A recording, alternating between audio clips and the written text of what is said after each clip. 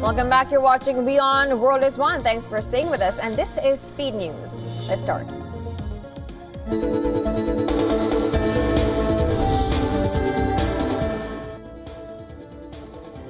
Ukraine has reportedly fired UK-supplied Storm Shadow missiles into Russia for the first time, targeting a Russian military site, according to reports. The move comes after the UK allegedly gave Ukraine permission to use the long-range missiles in response to Russia's deployment of North Korean troops near the border. As for British media, around a dozen Storm Shadow missiles were fired on a target in the Kursk border region.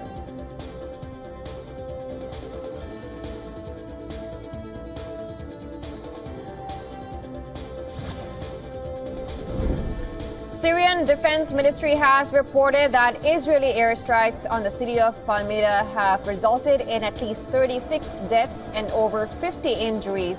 The strikes, launched from the Al-Tanf area, targeted several buildings in the city, causing significant material damage.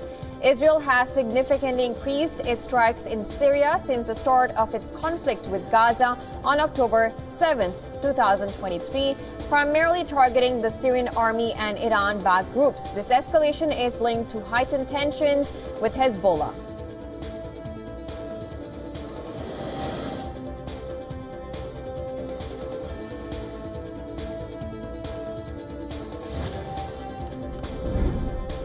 The United States has vetoed a UN Security Council resolution calling for an immediate ceasefire in Gaza, despite overwhelming support from the international community. The 15-member council voted on a resolution put forward by 10 non-permanent members that called for an immediate, unconditional, and permanent ceasefire in the 13-month conflict and separately demanded the release of hostages. Robert Wood, Deputy U.S. Ambassador to the UN, explained that Washington would only support a resolution that explicitly calls for the immediate release of hostages as part of a ceasefire.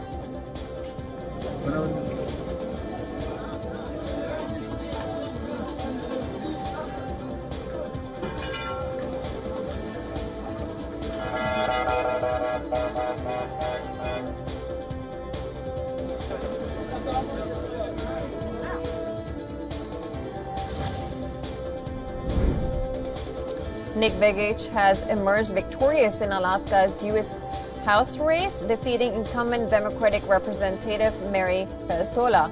Begich secured 51.3% of the vote, surpassing Peltola's 48.7%. This win marks a significant shift as Begich, endorsed by President-elect Donald Trump, claims the seat held by Republican Representative Don Young for 49 years until his passing in March 2022.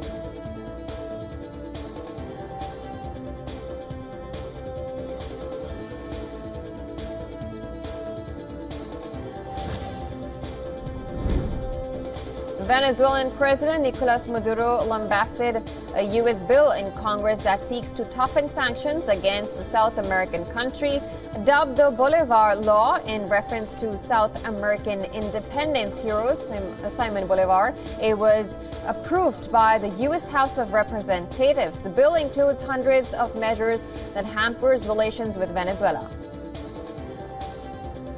A su vasallo y a su vasallo.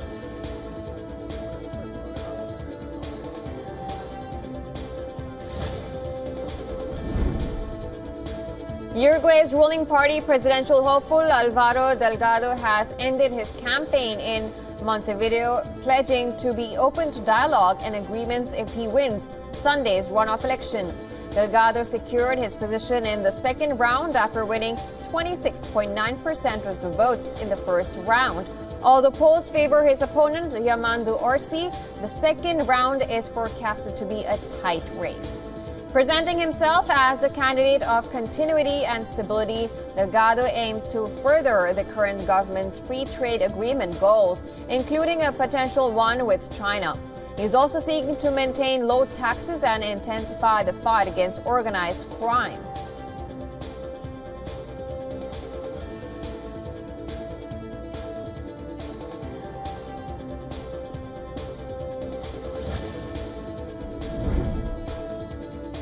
Uruguay's central-left presidential hopeful WION The World concluded his campaign on Wednesday with a massive rally in his hometown of Canelones, pledging to pursue growth for all Uruguayans if he wins Sunday's runoff election. Orsi rallied in the city of Las Piedras, where he served as mayor from 2020 to 2024 and promised to deliver for citizens as he did during his tenure as local governor.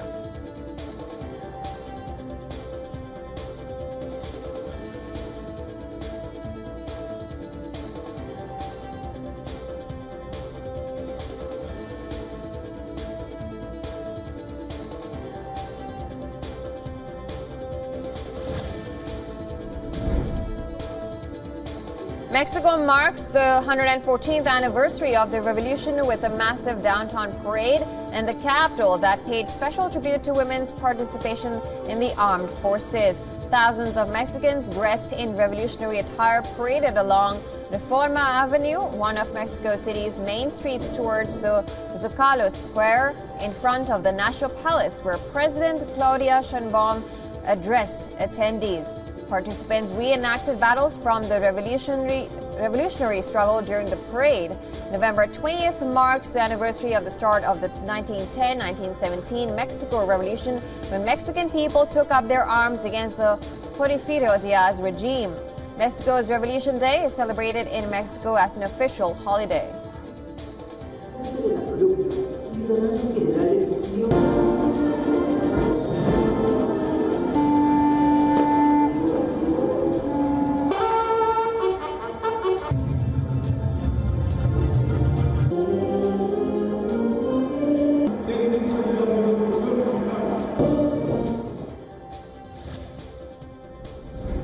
Chinese President Xi Jinping and Brazilian President Lula da Silva have taken their countries' diplomatic relations to the next level, signing major agreements on infrastructure, energy, and agribusiness. During Xi's state visit to Brasilia on November 20th, this visit was the culmination of Xi's regional tour, demonstrating Beijing's increasing diplomatic influence, particularly during the current government transition in Washington.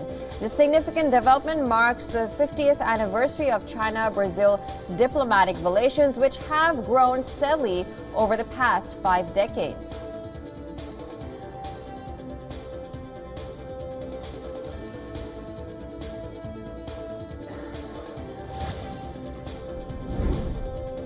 Kenya's presidential national security advisor, Monica Juma, has expressed her country's support for Haiti's request to transform the current international security mission into a formal United Nations peacekeeping mission.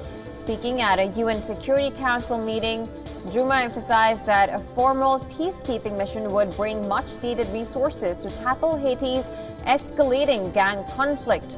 The current mission, led by Kenya, has faced significant challenges, including inadequate troop deployment and insufficient funding. Meanwhile, gangs continue to gain ground, exacerbating the country's security situation.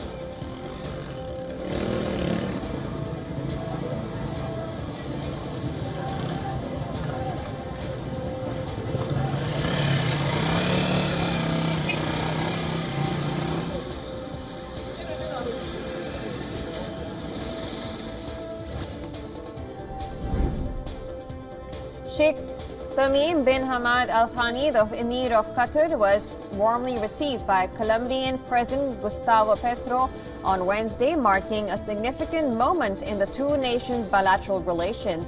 During the official visit, Colombia and Qatar solidified their cooperation by signing several key agreements, including a memorandum of understanding focused on commercial, economic, and technical fields. This MOU aims to facilitate joint initiatives and encourage exchanges between business leaders and chambers of commerce.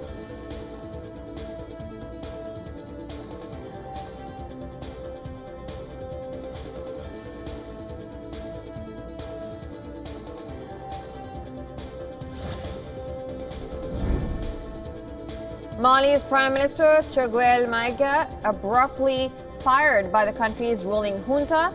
This comes after his vocal criticism of the junta's failure to organize elections within the promised 24-month transition period back to democracy. Maiga, a civilian leader, had been questioning the junta's commitment to democracy, particularly after they postponed the February elections indefinitely, citing technical reasons. This criticism didn't sit well with the junta, leading to heightened tensions and the postponement of ministerial council meetings scheduled for November.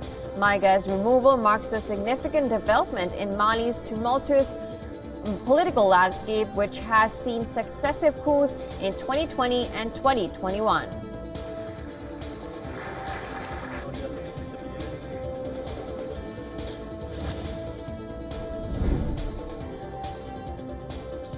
Severe storm hit the U.S. Northwest, bringing intense rainfall and wind that resulted in extensive power disruptions, school closures, and falling trees that claimed 2 lives.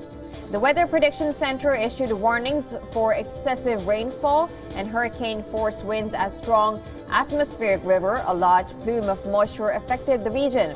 The storm, described as a bomb cyclone, is a rapidly intensifying cyclone.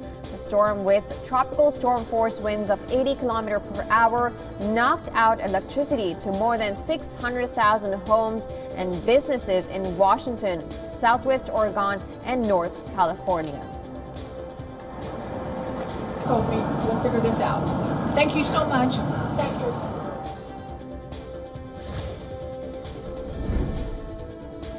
A volcano near Iceland's capital erupted late for the 7th time in a year, spewing fountains of lava and smoke. As magma accumulated underground, authorities warned of imminent volcanic activity on the peninsula. Authorities say the outbreaks on the peninsula, known as fissure eruptions, have not directly affected the capital city and do not cause significant dispersal of ash into the stratosphere, avoiding air traffic disruption.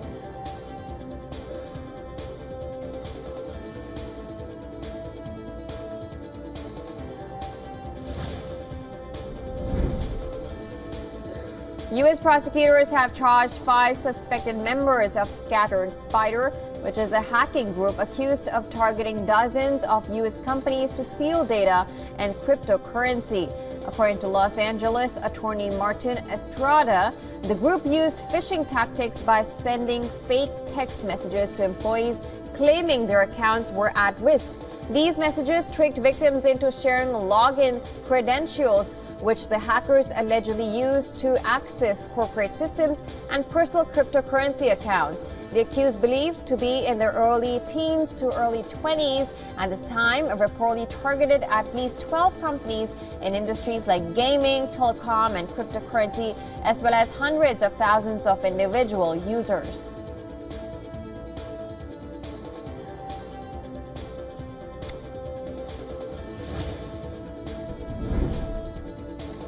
Logan Paul, a popular social media influencer with over 23 million YouTube subscribers, is under fire for his involvement in cryptocurrency promotions. Critics allege that Paul promoted certain investments without disclosing his financial stake. Reports also suggest his endorsements drove up the value of these investments, sparking speculation that he may have benefited by selling tokens he owned. Adding to his troubles, Paul is also battling a multi-million-dollar lawsuit tied to a failed crypto venture called Crypto Zoo.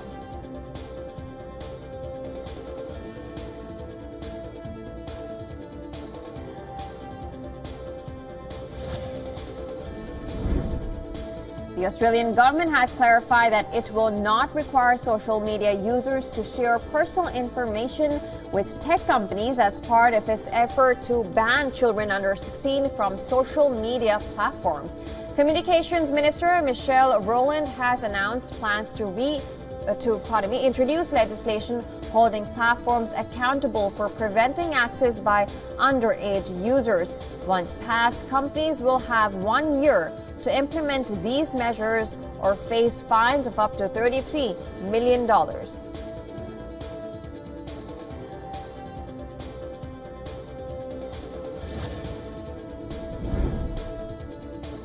Joanna Smith Griffin, the founder of a tech company that supplied an AI chatbot called Ed to school districts in Los Angeles, New York, and Atlanta, has been arrested on fraud charges. Griffin, who has been featured in the Forbes 30 Under 30 list, has been accused of spending investor money on herself while her company spiraled into bankruptcy. Griffin has been charged with securities and wire fraud, along with identity theft. Designed to respond to any question from students or parents, the ED chatbot was taken off schools post-financial collapse of the company.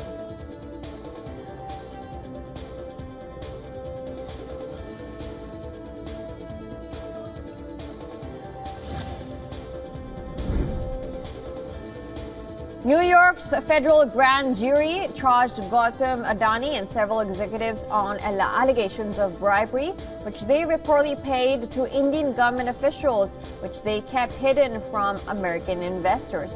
The accusation states that the defendants conspired to bribe the Indian government illegally between 2020 and 2024 in order to get lucrative contracts for solar energy supply.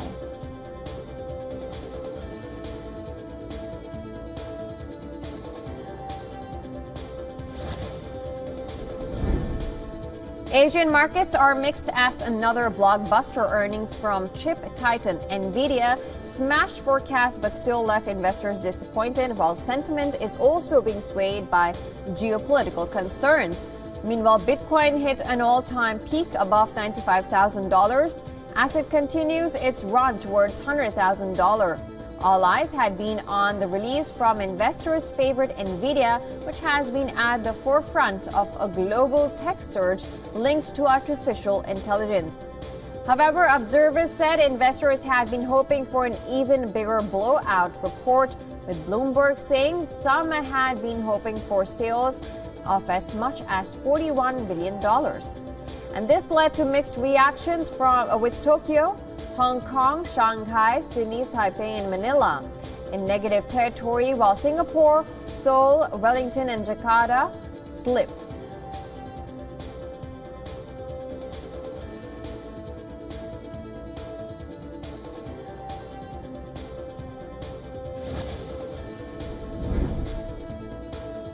Boeing's new CEO, Kelly Ortberg, has acknowledged significant cultural issues at the company, urging employees to take accountability and avoid workplace negativity.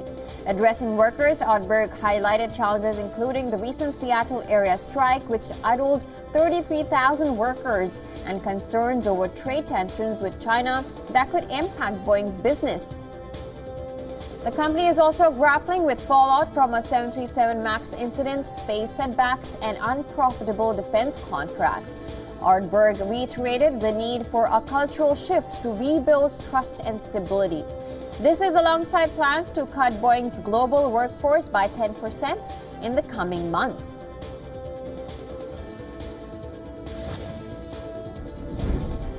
Bitcoin surged past $95,000 for the first time, fueled by optimism over pro-crypto policies anticipated under President-elect Donald Trump. The cryptocurrency, up over 40% since Trump's election, is being propelled by his campaign pledge to make the U.S. a crypto capital. Over $4 billion has flowed into the U.S. Bitcoin ETFs, with options trading on BlackRock's ETF showing strong demand. Shares in crypto-related companies have also soared, reflecting growing investor enthusiasm. Analysts remain cautious, noting regulatory clarity is still uncertain, but the broader blockchain ecosystem is seen as benefiting from this momentum.